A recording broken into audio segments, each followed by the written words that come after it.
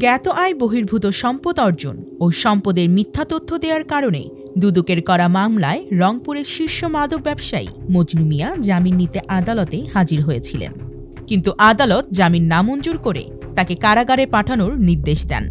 17 March দুপুরে রংপুর জেলা ও দায়রা জজ আদালতের সিনিয়র স্পেশাল জজ ফজলে খোদা মোহাম্মদ নাজির এই রায় দেন। আদালত সূত্রে জানা যায়, রংপুরের মিঠাপুকুর উপজেলার পায়রাবন্দর ইসলামপুর এলাকার বাসিন্দা মজনু মিয়া স্বেচ্ছায় আদালতে হাজির হয়ে আত্মসমর্পণ করেন। এই সময় আসামি পক্ষের আইনজীবী জামিনের আবেদন করেন, কিন্তু শুনানি শেষে জামিন নামঞ্জুর করে তাকে জেলহাজতে পাঠানোর নির্দেশ দেন আদালত। রংপুর জেলা ও দায়রা জজ আদালতের স্পেশাল পিপি জানান, মজনু মিয়া মাদক ব্যবসা করে বিপুল অর্থবিত্তের মালিক হয়েছেন। 22 জন মাদক কারবারি আছেন, তারপর 21 নম্বরে আছেন এই মজনু মিয়া।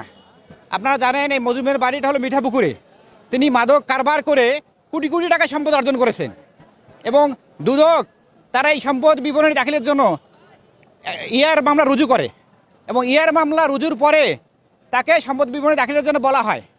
সম্পদ বিবরণী দাখিল করার জন্য বলা হলে উনি যে সম্পদ বিবরণী দাখিল করেন, এখানে দেখা যাবে যে প্রায় 61 লাখ টাকার উনি সম্পদের তথ্য গোপন করেছেন এবং প্রায় 62 লাখ টাকার জ্ঞাত আয় বহির্ভূত সম্পদের উনি তথ্য দাখিল করেছেন।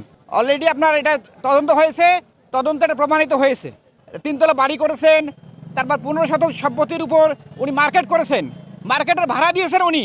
দেখা যাবে এই সম্পদগুলো উনি কোথা থেকে কোনো বৈধ উৎস থেকে কোনো অর্জন করেননি। আপনি আজকে উনি লার্নেড সিনিয়র স্পেশাল আদালতে উনি সারেন্ডার করেছেন।